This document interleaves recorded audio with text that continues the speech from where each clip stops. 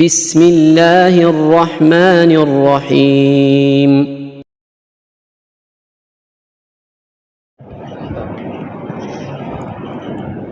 الحمد لله رب العالمين، والصلاة والسلام على سيد الأنبياء والمرسلين محمد وعلى آله وأصحابه أجمعين إلى يوم الدين. أما بعد، فأعوذ بالله من الشيطان الرجيم. بسم الله الرحمن الرحيم. فقد قال الله تبارك وتعالى في القرآن المجيد والفرقان الحميد: اليوم أكملت لكم دينكم وأتممت عليكم نعمتي ورضيت لكم الإسلام دينا. وقال الله عز وجل في مقام آخر: ولكن رسول الله وخاتم النبيين. قال النبي صلى الله عليه وسلم: أنا خاتم النبيين لا نبي بعدي، أو كما قال عليه الصلاة والسلام. صدق الله العلي العظيم وبلغنا رسوله النبي الأمي الكريم، ونحن على ذلك لمن الشاهدين والشاكرين، والحمد لله رب العالمين. میرے معزز، نہایت واجب الاحترام اور اسلام سے تعلق رکھنے والے غیور نوجوان مسلمان بھائیوں اور بزرگوں، میں نے آپ حضرات کے سامنے قرآن پاک میں سے 2 آیت کریمہ کا جز اور احادیث میں سے ایک حدیث مبارک کی تلاوت فرمائی ہے۔ آج ہمارا عنوان ہے ختم نبوت۔ ختم نبوت ایمان کا یہ ایک جز اور ایک حصہ ہے، بلکہ اس سے بڑھ کر ایک بات کہوں کہ ختم نبوت ہمارا عین ایمان ہے۔ ختم نبوت کسے کہتے ہیں، ذرا اس بات کی وضاحت فرما دوں تاکہ آگے بات سمجھنے میں آسانی ہو۔ ختم نبوت کا معنی کہ ہمارے نبی آخری نبی ہے، ہمارے نبی کی نبوت آخری ہے، ہمارے پیغمبر آخری رسول ہے، ہمارا دین اسلام آخری دین ہے، ہمارا قرآن آخری قرآن ہے، ہماری شریعت آخری شریعت ہے۔ یہ ہے ختم نبوت کا معنی۔ ختم نبوت کا معنی نہ اب ہمارے پیغمبر کے بعد کوئی نبی آ سکتا ہے، نہ ہمارے پیغمبر کے بعد کوئی قرآن اس دھرتی پر اتر سکتا ہے، نہ ہمارے پیغمبر کے بعد دین اسلام کوئی اس دھرتی پر نزول اس کا ہو سکتا ہے۔ یہ ہے ختم نبوت کا معنی۔ ہمارے نبی آخری نبی، ہمارا قرآن آخری قرآن، ہمارا اسلام آخری مذہب اور ہمارا دین آخری شریعت ہے۔ یہ ختم نبوت کے اب معنی ہو گئے۔ اب توجہ سے بات کو سماعت فرمانا، اس لیے کہ انشاءاللہ اب میں دلائل کو شروع کروں گا۔ دلائل آپ غور سے سنیں گے، انشاءاللہ آپ کے ایمان میں تازگی پیدا ہوگی اور انشاءاللہ پھر آپ کو کوئی بہکا نہیں سکے گا، اور اللہ کی ذات سے امید بھی ہے کہ آپ کسی گمراہی میں مبتلا نہیں ہوگے، نہ گمراہی میں مبتلا ہوگے، نہ گمراہی کے قریب آپ جا سکتے ہیں۔ کوئی گمراہ انسان آپ کو گمراہ نہیں کر سکتا ہے، اس لیے کہ جب دلیل آپ کے پاس ہوگی تو پھر آپ اس کو ترکی بترکی دلیل سے جواب دے سکتے ہیں۔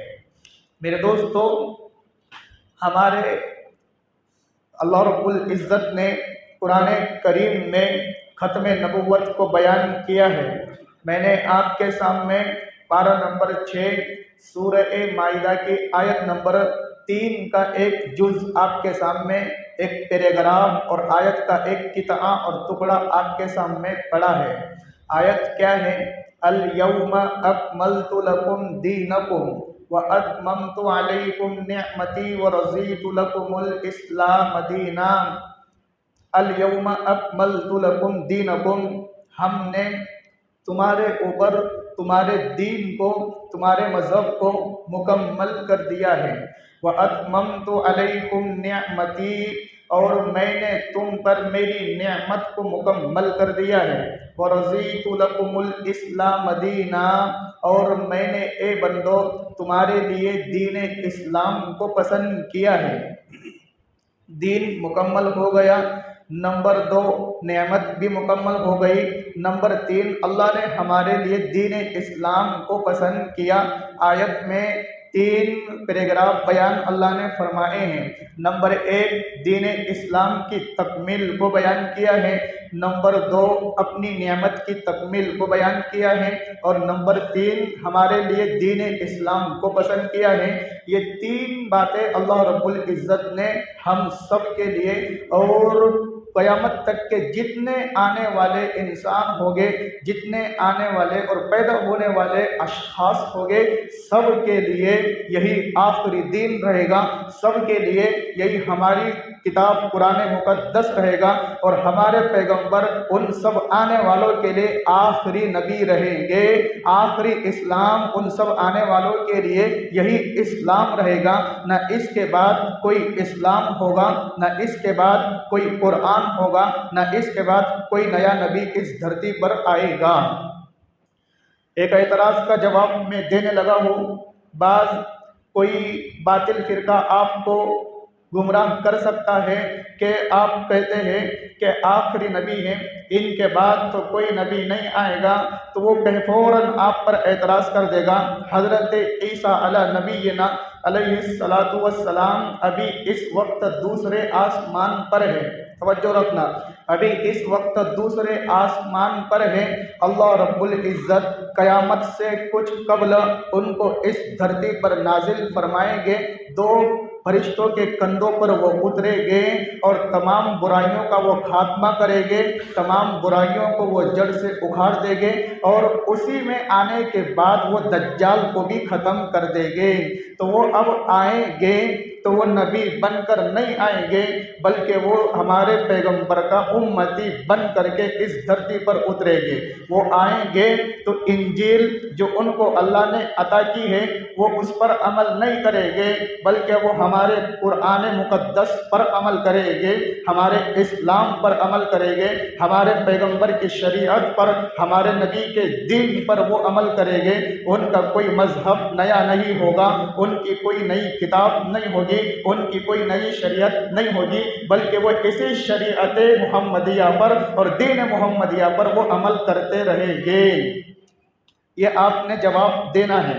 میرے دوستو، میں نے دوسری آیت کریمہ کا جز سورۃ الاحزاب، سورت نمبر 33 پارہ نمبر 22 کے دوسرے پیج کی آیت پڑھی ہے، وَلَٰكِن رَّسُولَ اللَّهِ وَخَاتَمَ النَّبِيِّينَ۔ اللہ پاک نے بیان یہ فرمایا کہ میرا پیغمبر یہ آخری رسول ہے، میرے پیغمبر پر میں نے نبوت کو ختم کر دیا ہے، میں نے اس کے اوپر دین اسلام کو مکمل کر دیا ہے۔ اب آیت کی تفسیر میں ذرا جاتے ہیں، الیوم اکملت لکم دینکم واتممت علیکم نعمتی ورضیت لکم الاسلام دینا۔ یہ آیت ہے پارہ نمبر 6 کی سورہ مائدہ کی آیت نمبر 3، سورہ مائدہ آیت نمبر 3۔ حضرت مفتی محمد شفیع صاحب رحمہ اللہ تفسیر معارف القرآن میں اس آیت کی تفسیر کے تحت فرماتے ہیں کہ حضرت ابن عباس مفسر قرآن، حضرت ابن عباس رضی اللہ تعالی عنہما انہوں نے فرمایا کہ یہ جب آیت نازل ہوئی، الیوم اکملت لکم دینکم واتممت علیکم نعمتی ورضیت لکم الاسلام دینا، تو یہ جو آیت نازل ہوئی احکام سے متعلق اس کے بعد کوئی آیت نازل نہیں ہوئی۔ یہ آخری آیت ہے جو احکام کے بارے میں اللہ پاک نے اس دھرتی پر اس آیت کا نزول کیا۔ احکام کے متعلق اس کے بعد کوئی اللہ نے آیت نازل نہیں فرمائی۔ اب یہ آیت نازل کب ہوئی؟ یہ آیت نازل ہوئی ہے، یوم عرفہ میں سن 10 ہجری میں یہ آیت نازل ہوئی، جمعہ کا روز اور عرفہ کا دن سن 10 ہجری میں۔ اس آیت کے نازل ہونے کے بعد ہمارے پیغمبر صلی اللہ علیہ وسلم اس دھرتی پر 81 دن بقید حیات رہے۔ آپ 81 دن اس زمین پر رہے، اس کے بعد آپ وفات پا گئے ہیں۔ تو سن 11 ہجری 12 ربیع الاول میں آپ کی وفات ہوئی، اور یہ آیت جب نازل ہوئی سن 10 ہجری اور یوم عرفہ، عرفہ کے دن یہ آیت نازل ہوئی ہے۔ اس آیت کے نازل ہونے کے بعد ہمارے پیغمبر صلی اللہ علیہ وسلم 81 دن اس دھرتی پر رہے، اس کے بعد آپ وفات پا گئے ہیں۔ تو یہ آخری آیت ہے احکام کے بارے میں۔ اللہ پاک نے اس کے بعد احکام کے متعلق کوئی آیت نازل نہیں فرمائی۔ آیت اس کے بعد جو آیات نازل ہوئی ہے تو کوئی ترغیب کی آیات ہے، تو کوئی ترہیب کی آیات ہے، لیکن احکام کی آیتیں اس کے بعد نازل نہیں ہوئی ہے۔ پتہ یہ چلا الیوم اکملت لکم دینکم، اے میرے محبوب ہم نے آپ کے اوپر دین کو مکمل کر دیا ہے۔ واتممت علیکم نعمتی، میرے محبوب ہم نے آپ کے اوپر میری اس نعمت کو مکمل کر دیا ہے۔ وَرَضِيتُ لَكُمُ الْإِسْلَامَ دِينًا، محبوباً ہم نے تمہارے لیے دین اسلام کو پسند کیا ہے، ہم نے تمہارے اوپر دین کو مکمل کر دیا ہے۔ نہ اس کے بعد کوئی دین آ سکتا ہے محبوب، نہ اس کے بعد کوئی نعمت دین اسلام کی میں کسی کو عطا کروں گا، نہ اس کے بعد کسی کے لیے دین اسلام کو میں پسند کروں گا۔ محبوب ہم نے آپ کے اوپر نبوت کو مکمل کر دیا۔ محبوب آپ کے صحابہ کے بعد کوئی صحابی نہ اس دھرتی پر بن سکتا ہے، ہم نے آپ کے صحابہ پر صحابیت کو ختم کر دیا ہے۔ محبوب ہم نے آپ کے اوپر شریعت کو مکمل کر دیا، دین اسلام کو مکمل کر دیا۔ آپ کے بعد کوئی نیا نبی نہیں آئے گا، آپ کے بعد کوئی نیا دین پیدا نہیں ہوگا، آپ کے بعد کوئی نئی امت نہیں آئے گی۔ مسند احمد کی روایت میں ہے، ہمارے پاک پیغمبر صلی اللہ علیہ وسلم نے بیان فرمایا، انا آخر الانبیاء وانتم آخر الامم، اے میری امت کے لوگوں ایک بات یہ ذرا کان کھول کر کے سن لو، میں انبیاء میں آخری پیغمبر ہوں، میں انبیاء میں آخری رسول ہوں، میرے بعد کوئی رسول نہیں آئے گا، میرے بعد کوئی نبی نہیں پیدا ہوگا۔ وانتم آخر الامم، اور اے میری امت کے لوگوں تم بھی آخری امت ہو، میرے بعد کوئی نیا نبی نہیں، تمہارے بعد کوئی نئی امت نہیں، میرے بعد کوئی نیا نبی نہیں اور تمہارے بعد کوئی نئی امت نہیں۔ میرے دوستو ذرا اور آگے چلتے ہیں۔ یہ دلیل میں نے آپ کو دی ہے قرآن کریم سے، ذرا احادیث مبارکہ کی طرف آتے ہیں۔ آپ اٹھائیے، جامع ترمذی میں روایت موجود ہے، علامہ ابو عیسیٰ ترمذی صاحب رحمہ اللہ تعالی اپنی ترمذی شریف میں روایت لائے ہیں۔ روایت کیا لائے ہیں؟ حضرت علی رضی اللہ تعالی عنہ کو حکم ہوا، پیغمبر علیہ السلام غزوہ تبوک کے موقع پر جا رہے تھے۔ غزوہ تبوک یہ ہمارے پیغمبر کے بالکل آخری عمر میں یہ لڑا گیا ہے۔ جس وقت غزوہ تبوک ہوا ہمارے پیغمبر کی عمر اس وقت 62 سال تھی۔ غزوہ تبوک یہ جو مقام ہے مدینے سے 1000 کلومیٹر دور کے فاصلے پر ایک جگہ ہے۔ اس غزوے میں ہمارے پیغمبر نے اعلان فرمایا، اے میرے صحابہ کی جماعت، اس غزوے میں ہم سب کو شریک ہونا ہے، اور اس غزوے میں شریک ہو کر ہمیں اعلائے کلمت اللہ کرنا ہے، دین اسلام کو غالب کرنا ہے، دین اسلام کو بلند کرنا ہے، کلمہ حق کو بلند کرنا ہے۔ اس کے بعد آپ نے حضرت علی کو فرمایا، اے علی، جب بھی میں جاتا ہوں کسی غزوے میں تو پھر میں کسی کو اپنا ایک نمائندہ بنا کر کے جاتا ہوں کہ وہ میری امامت بھی کرائے، میرے مسجد نبوی کا وہ امام بنے، وہ معذوروں کی دیکھ بھال کرے، وہ غریبوں کی دیکھ بھال کرے، وہ مسکینوں یتیموں کی کفالت کرے۔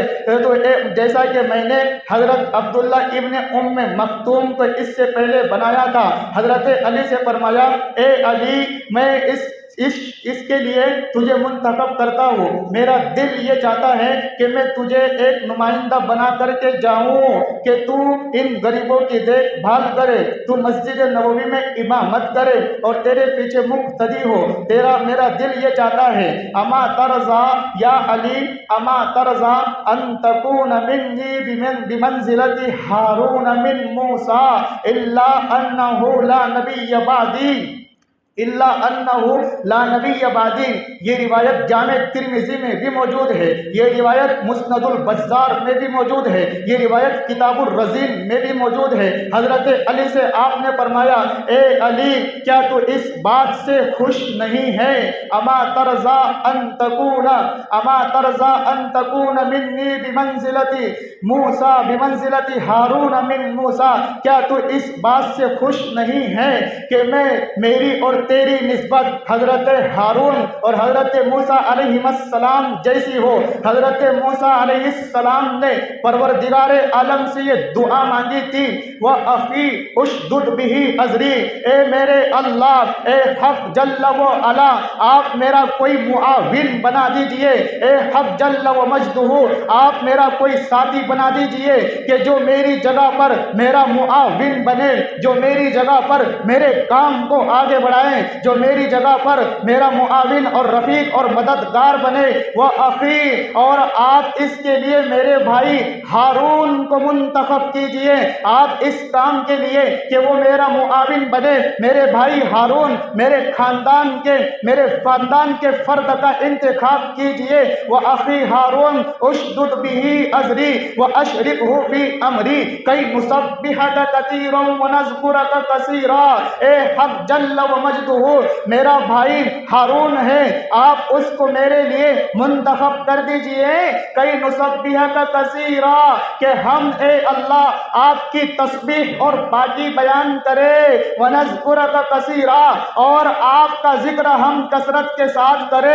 اللہ کی طرف سے اعلان آیا، وَلَقَدْ مَنَنَّا عَلَيْكَ مَرَّةً أُخْرَى، اے موسیٰ ہم نے تمہارے اوپر ایک احسان کیا کہ ہم نے تمہارے بھائی ہارون کو تمہارا معاون بنایا، تمہارا مددگار بنایا، تمہارا رفیق بنایا، تمہارا دوست بنایا۔ اذهبا الى فرعون انه طغى، اے موسیٰ علیہ السلام آپ جائیے فرعون کی طرف، دونوں حضرت ہارون حضرت موسیٰ علیہ السلام تم دونوں فرعون کی طرف جاؤ۔ اذهبا الى فرعون انه طغى، کیونکہ اس نے سرکشی کی ہے، کیونکہ اس نے ناحق اس دھرتی پر خدائی کا دعویٰ کیا ہے، وہ خدائی دعوے کا مدعی بنا ہے، جاؤ اس کے پاس میرا یہ اعلان سنا دو۔ فقال انا ربکم الاعلی کا جو وہ دعویٰ کر رہا ہے اس کو روکو، اس کے سامنے میری وحدانیت کو بیان کرو، اس کے سامنے میری کبریائی کو بیان کرو،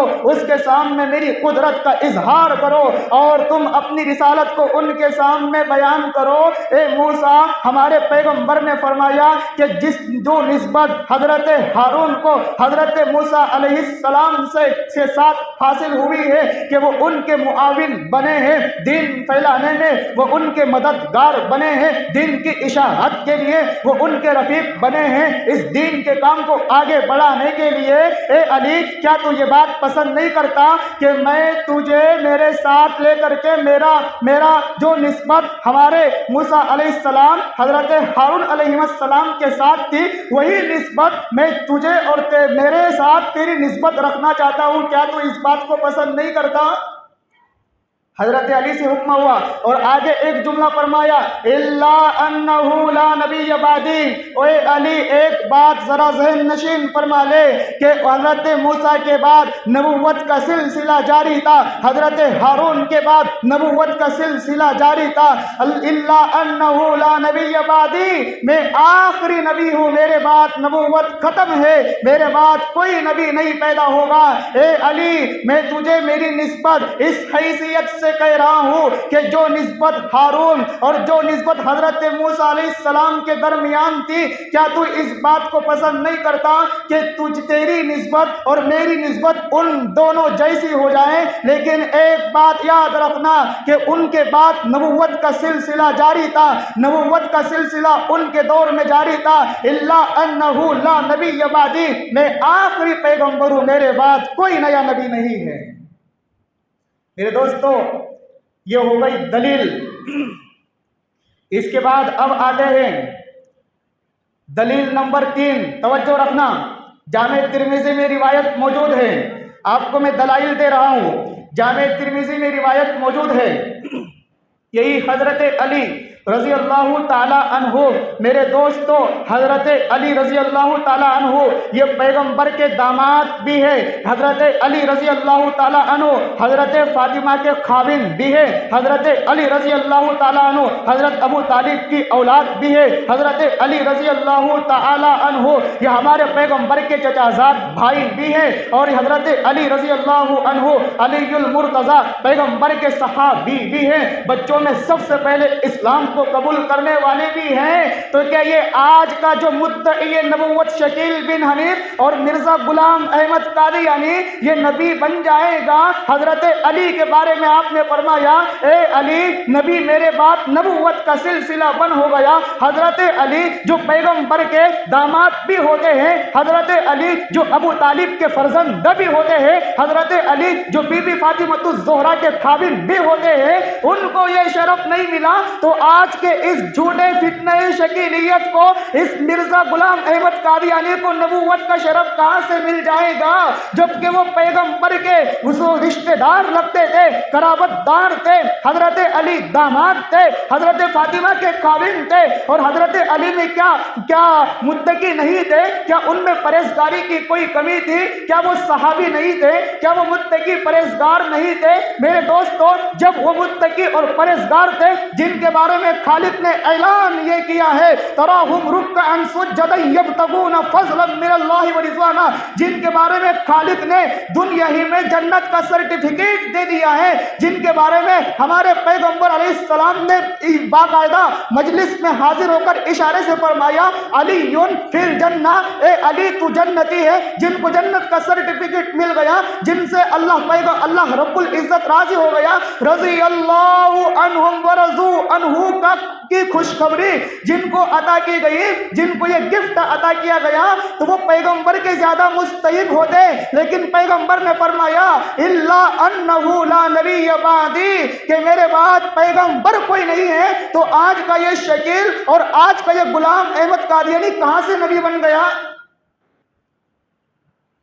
میرے دوستو، حضرت عمر بن خطاب رضی اللہ تعالی عنہ، جامع ترمذی میں روایت موجود ہے، حضرت عمر بن خطاب کے بارے میں ہمارے پیغمبر نے فرمایا، لو کان بعدی نبی لکان عمر بن الخطاب، کہ اگر میرے بعد اللہ کسی کے سر پر تاج نبوت کو سجاتے تو وہ حضرت عمر بن خطاب ہوتے، لیکن لا نبی بعدی، میرے بعد نبی کوئی نہیں بنے گا۔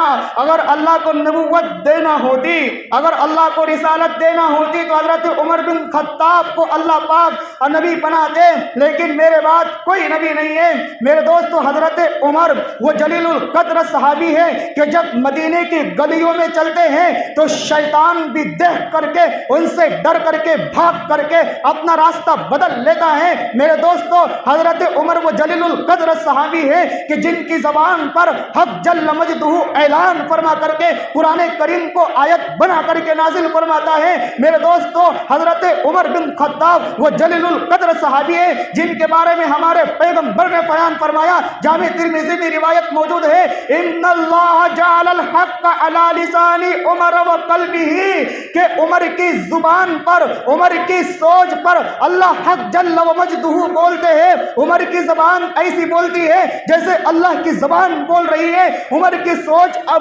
سوچ ایسی سوچتی ہے، عمر کا دماغ ایسا سوچتا ہے، عمر کا دل ایسا سوچتا ہے جیسے حق جل و مجدہ کوئی قرآن کریم کی آیات نازل فرما رہے ہیں۔ یہ ہے عمر کا درجہ۔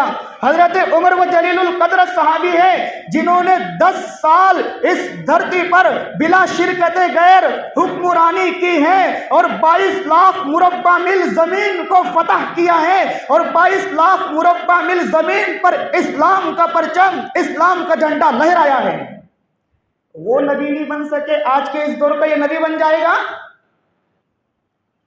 میرے دوستو، نبوت یہ کسی انسان کے بس میں نہیں ہے۔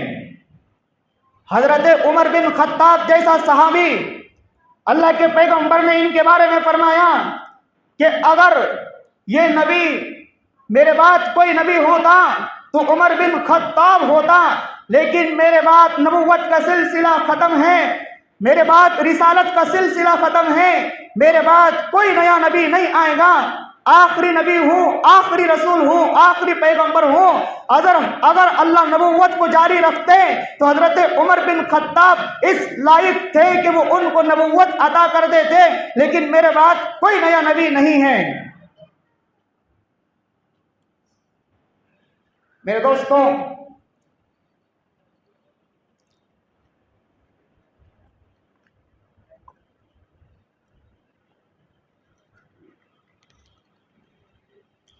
اب میں آپ کو ایک دلیل دینے لگا ہوں، توجہ رکھنا،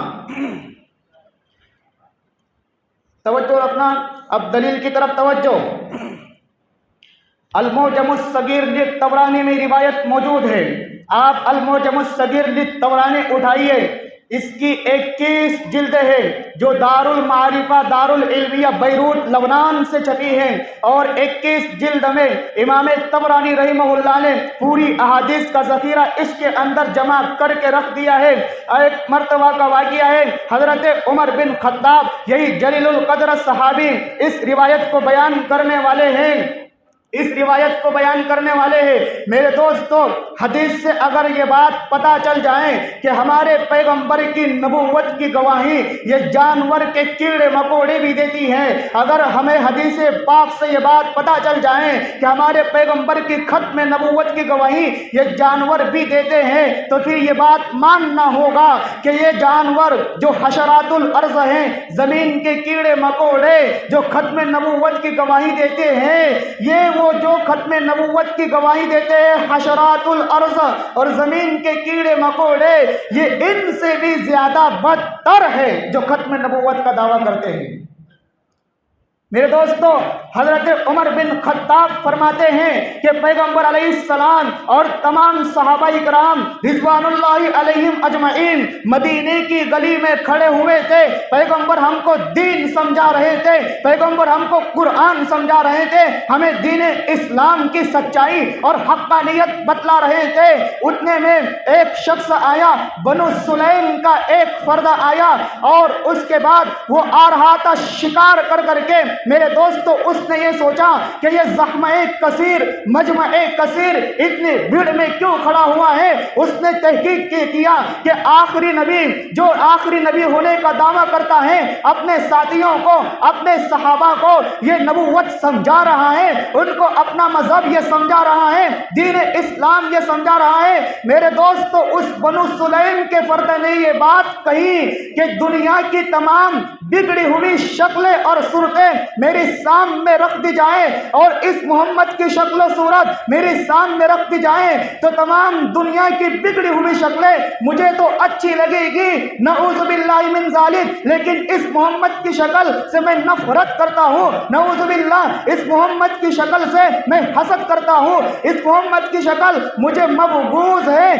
اظہار نفرین ہے۔ لیکن میرے دوستوں، وہ عین وقت اس مدینے کی گلی سے گزر رہا تھا تو پھر اس نے دیکھا کہ مجمع کثیر ہے، میں اس محمد کو ایک ایسا سوال کروں گا کہ اس کی زبان پر اس کا کوئی جواب نہیں ہوگا، میں اس کو شرمندہ کر دوں گا۔ میرے دوستو، وہ گوہ کا شکار کر کر آ رہا تھا، جس کو عربی میں ضب کہتے ہیں، اردو میں گوہ کہتے ہیں اور ہندی میں اس کو گور پڑ کہتے ہیں۔ وہ شکار کر کے آ رہا تھا، اس گوہ کا اور اس گور پڑ کا آستین میں لایا تھا، لیکن وہ گوہ مری ہوئی تھی، اس کے اندر جان نہیں تھی، اس کے اندر روح نہیں تھی، وہ مردہ گوہ تھی، قتل شدہ گوہ تھی، غیر ذی روح گوہ تھی، مردہ تھی، اس کے اندر جان نہیں تھی۔ اس نے یہ سوچا کہ میں اس گوہ کو اس محمد کریم کے سامنے پیش کروں گا اور کہوں گا کہ اے آخری نبی ہونے کا دعویٰ کرنے والے، اگر تو آخری نبی ہے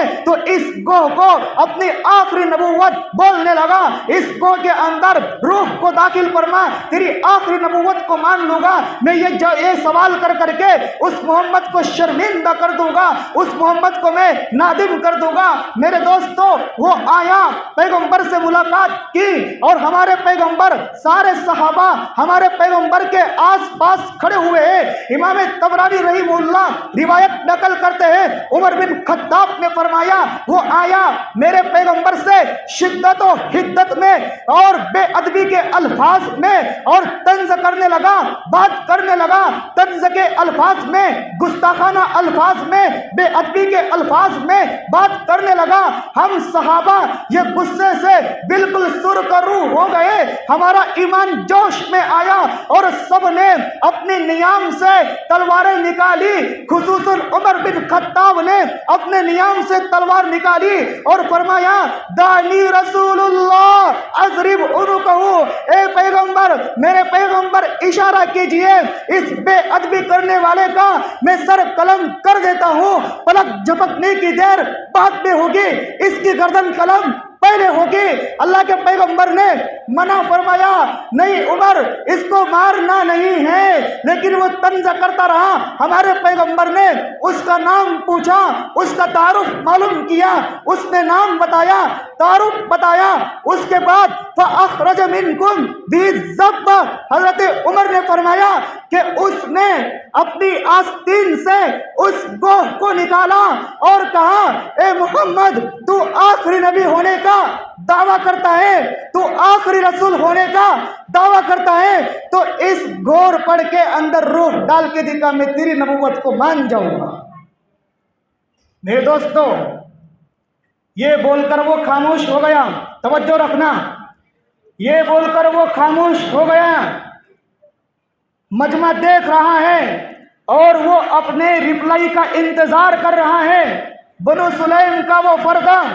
میرے دوستو، ہمارے نبی صرف نبی نہیں ہے، ہمارے پیغمبر امام النبیین ہے، ہمارے نبی صرف رسول نہیں ہے، ہمارے پیغمبر سید الرسول ہیں، تمام انبیاء کے امام ہیں، تمام انبیاء کے سردار ہیں، جس کے بارے میں حضرت حسان نے تعریف کے الفاظ یہ کہے ہیں، ہمارے پیغمبر ساتھ الشجر نطق الحجر شق القمر لاشارتہ، ہمارے پیغمبر کی زبان میں اللہ نے وہ چاشنی دی ہے، ہمارے پیغمبر کی زبان میں اللہ نے وہ طاقت، وہ قوت، وہ صلاحیت اور وہ عزت اور وہ احترام، وہ اعزاز، وہ اکرام عطا کیا ہے کہ آپ اگر بولے کسی مکہ کا کافر آپ کے پاس آئے تو وہ شیر و شکر بن کر کے اسلام قبول کر لیتا ہے۔ میرے پیغمبر کی انگلیوں میں اللہ نے وہ طاقت، وہ قوت، وہ صلاحیت عطا کی ہے کہ میرا پیغمبر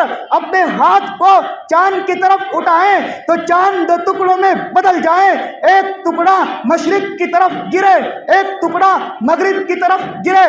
میرے پیغمبر کے بارے میں اللہ پاک نے زمین میں وہ تاثیر دی ہے کہ میرے پیغمبر اگر دائیں طرف دیکھے درخت توڑ کے آئے، بائیں طرف دیکھے درخت توڑ کے آئے، اپنے سامنے دیکھے درخت توڑ کے آئے، میرے پیغمبر کی انگلیوں میں اللہ نے وہ طاقت، وہ قوت، وہ صلاحیت، وہ طاقت اور وہ پاور عطا کیا ہے کہ ایک مرتبہ صحابہ نے عرض کیا، یا رسول اللہ، ہمیں پیاس لگی ہے، ہمارے پاس پانی نہیں ہے، العطش العطش، ہمیں پیاس لگی ہے، ہمیں پانی دیجئے۔ پیغمبر نے فرمایا، اپنے تمام پیالوں کو میرے پاس رکھ دو، تو تمام پیالے رکھ لیے گئے۔ جن پیالوں میں تھوڑا پانی تھا اس کو ایک پیالے میں انڈیل دیا گیا، اس کو ایک پیالے میں انڈیل دیا گیا۔ میرے پیغمبر کریم نے اس پیالے میں انگلی داخل کی، اس پانی میں انگلی داخل کی، اس انگلی سے پانی کے فوارے پھوٹے، سب نے سیراب خوب سیر ہو کر پیا، سب نے اپنی پیاس بجھائی، بچوں نے بھی، بوڑھوں نے بھی، جوانوں نے بھی، جانوروں نے بھی، یہاں تک کہ پانی کے مشکیزے بھر گئے، جس کو علامہ اقبال نے اپنے ان اشعار میں کہا ہے کہ وہ تو صحرا میں پلا دیتے ہیں پیاسوں کو پانی، وہ تو صحرا میں پلا دیتے ہیں پیاسوں کو پانی، میرے نبی کی انگلیوں میں سمندر رقص کرتا ہے۔ میرے دوستو، اب آئیے ذرا اس کی طرف۔ میرے پاک پیغمبر وہ ہیں کہ صرف نبی نہیں ہے، یہ تو آخری نبی امام النبیین ہے۔ میرے پاک پیغمبر وہ ہیں صرف رسول نہیں ہے، رسولوں کے سردار اور امام ہیں۔ میرے دوستو، ہمارے پیغمبر نے اسے جواب کیا دینا تھا، اس گو نے اسے جواب کیا دینا تھا؟ عمر بن خطاب نے فرمایا فَأَخْرَجَ مِنْكُمْ بِالزَّبْ، اس نے گوہ کو نکال کر کے فَوَضَعَ بَيْنَ يَدَيْ رسول اللہ صلی اللہ علیہ وسلم، ہمارے پیغمبر کے سامنے رکھ دیا اور اپنی ریپلائی کا انتظار کرنے لگا۔ تو پھر سارا مجمع دیکھ رہا ہے، حیرت میں پڑ گیا کہ اب یہ اس گو میں کیسے جان آئے گی۔ میرے دوستو، ہمارے پیغمبر نے اس گو سے کہا یا زب، اوے گو فَأَيْنَ اللَّهُ، بتا اللہ کہاں پر ہے؟ اس نے اللہ کی توحید فَأَجَابَهُ بِلِسَانٍ عَرَبِيٍّ مُبِينٍ، اس نے عربی زبان میں اللہ کی توحید بیان کر دی۔ اس کے بعد ہمارے پیغمبر نے اس گو سے پوچھا من انا، اوے گو بتا میں کون ہوں؟ اس گو نے کہا انت رسول رب العالمین وخاتم النبیین قد افلح من صدقک وقد خاب من کذبک۔ اس گو نے فرمایا اے میرے پاک پیغمبر، آپ اللہ کے پیغمبر ہیں، آپ اللہ کے رسول ہیں، آپ اللہ کے آخری نبی ہیں۔ کامیاب ہوگا وہ شخص جو آپ کی نبوت کو مان لے گا، اور ناکام ہوگا وہ شخص جو آپ کی نبوت کا انکاری ہوگا۔ اس گو نے جواب دیا میرے دوستوں، یہ بنو سلیم کا جو فردہ گو لایا تھا، امام طبرانی نے نقل کیا ہے اپنی المعجم الصغیر میں، حضرت عمر نے بیان یہ فرمایا اس کی آنکھیں پھٹی کے پھٹی رہ گئی، اور وہ پیغمبر کریم کے قدموں میں گر گیا اور جھکنے لگا اور ہاتھ اوپر کر کے کہنے لگا اے میرے پاک پیغمبر، آپ کی صورت مجھے اس سے پہلے سب سے زیادہ میں آپ کی صورت سے نفرت کرتا ہوں، لیکن یہ میں اعلان کر رہا ہوں کہ آپ کی صورت سے بڑھ کر مجھے کوئی شکل و صورت نہیں ہے۔ میں آپ کی صورت سے پہلے نفرت کرتا تھا، حسد رکھتا تھا، بغض رکھتا تھا، لیکن میں یہ اب اعلان کر رہا ہوں کہ آپ کی شکل و صورت مجھے سب سے زیادہ محبوب ہے، سب سے زیادہ پیاری ہے، سب سے زیادہ انسیت رکھنے والی ہے۔ میرے دوستو، اس نے کلمہ حق پڑھ لیا، لا الہ الا اللہ محمد الرسول اللہ۔ میرا محل استشہاد یہ ہے کہ اس گو نے انت رسول رب العالمین و خاتم النبیین۔ میرے دوستو، یہ لمبی حدیث ہے، اسی حدیث میں بیان کیا گیا ہے کہ وہ 3 مرتبہ قل ہو اللہ کی سورت پڑھو تو ایک قرآن کا ثواب ملتا ہے۔ اسی حدیث میں لمبی رکوع کی ایک دم بڑی حدیث ہے، خیر میں وہ حدیث نہیں عرض کر رہا۔ یہی بنو سلیم کا آدمی اپنے قبیلے میں گیا اور 1000 لوگوں کو، نوجوانوں کو اس نے لایا، 1000 لوگوں نے اس کے ساتھ کلمہ پڑھا، 1000 لوگوں نے اس کے ساتھ کلمہ پڑھا۔ میرے دوستو، حدیث سے پتہ یہ چلا کہ ہمارے نبی کی نبوت کو یہ جانور، یہ کیڑے مکوڑے بھی بیان کرتے ہیں، تو پھر ماننا پڑے گا جو ہمارے نبی کی نبوت کو نہیں مانتا وہ ان جانوروں سے بھی بدتر ہے۔ میرے دوستو، یہ دلائل آپ ذہن نشین فرما لیں، یہ دلیلیں آپ کے پاس اگر ہوگی تو کوئی باطل طبقہ اور باطل فرقہ آپ کے ایمان کو ختم نہیں کر سکتا ہے۔ اسی پر میں اپنی بات کو ختم کرتا ہوں۔ اقول قولی ھذا واستغفر اللہ وآخر دعوانا ان الحمد للہ رب العالمین۔